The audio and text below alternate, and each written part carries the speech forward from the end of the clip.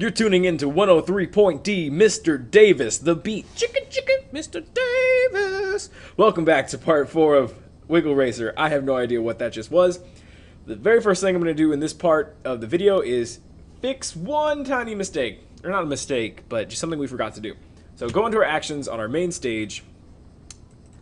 And the problem is when we click on our racer to start our race, we go to the start race function here, we never actually get rid of that event listener for the click on our player. And if we don't get rid of it, then every time we keep restarting our game, we're going to keep adding on extra event listeners. So let's take care of this really quick. I'm going to copy this line right here, and I'm going to paste it underneath our start race function. And instead of add event listener, you want to say remove event listener. And that's all we have to do for that. So let's get down to business.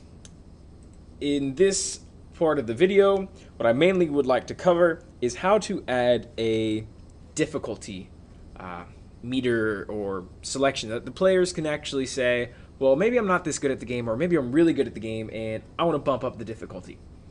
So what we're going to do is on our intro screen, and you can hide and lock every other layer that is not our intro screen, we need to go inside of the intro screen. Oops.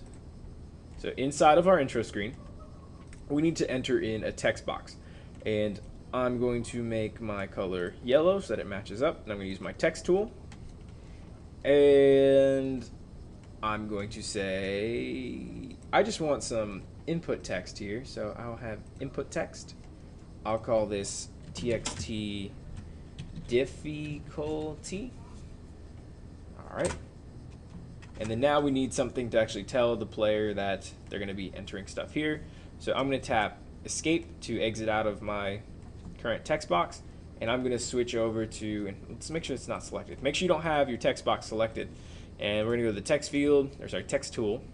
And we're going to make some static text to describe it. And I'm going to put this back to my font so this sort of kind of matches up. Where are we? I was using Sega logo. I'm going to click somewhere here, and I'm going to type, oh man, D-I-F-F-I, difficulty. That is hideous. Anyway, you want something that says difficulty, and right now, where's my other one? There it is. These are too big, so I'm going to shrink these down to about 30. Whatever size works for you, works for you. And why is this so big? Stop being so big. There you go.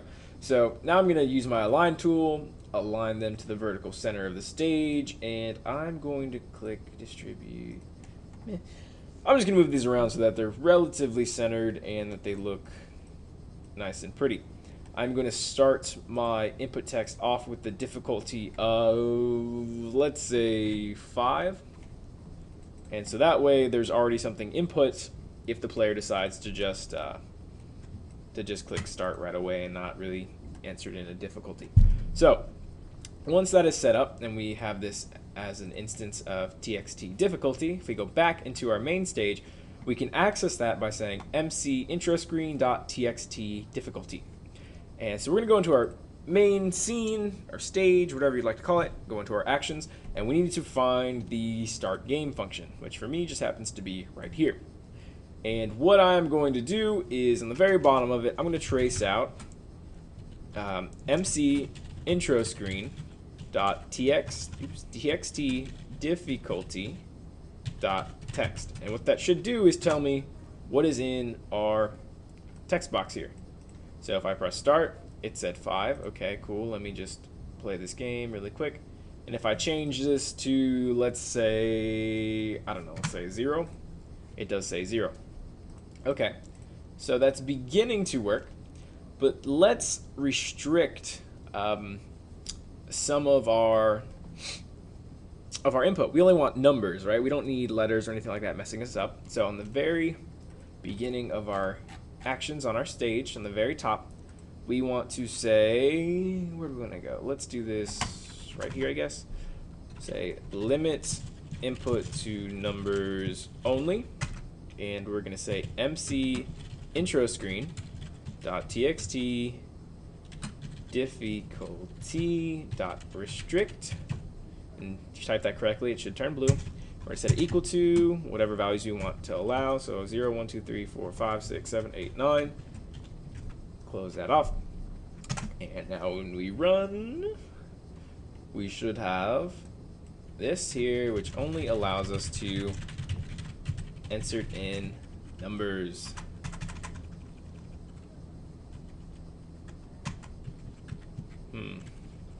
Okay. If you noticed, I was allowed to put new lines. I was allowed to press enter in my text box. It's because underneath here, I made my input text behavior multi-line. So if I change this to single line and try this again, I should not be able to press enter. Okay, so now we actually have to enter in a number. So if I put some crazy number, it should spit out here at the top. Awesome. So now what we can do is we go into our main scene. We can pull that number back and store it in a variable. So underneath actions, what we need to do is we need to create a variable right underneath where we set our restrict. We'll say var difficulty, and well, what do we want it to do? We want to give it a type int, and then we want to say, do we want to set equal to anything? Not really to start. So we'll say will hold the selected difficulty. All right. So now that we have that done, if we go down, down, down, down, down, when they click start game, that's where we want to pull back the difficulty. So instead of tracing out this here, I'm going to say int. So this will just convert all this to an integer. And then we need to say difficulty equals int that. So now we're going to pull selected difficulty. And how we're going to implement this is we're just going to go into our update game function, and instead of saying plus equals 5, we're going to say plus equals whatever the difficulty is. Difficulty.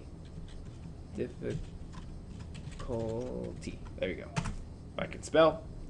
And so now I'm going to run this, and if I press start and play our game, okay, acts normally. What if I change this to something higher, like let's say 25, and press start? And now this computer player is rocketing across the screen. Okay, so that's going to be pretty hard. So what if we go back and we change this to like 0? Well, now the computer doesn't even move. But point being, we can actually specify how hard we want our game to be, and it's fairly quick, fairly simple implementation. So if I put it as 1 and we run, see, he's going really, really slow. Restart. What if I don't put in anything? Is that going to break our game? Press start. And no, it just turns into 0. So there you go. Really easily, really quickly, we have implemented a difficulty selector option thing, whatever you'd like to call it.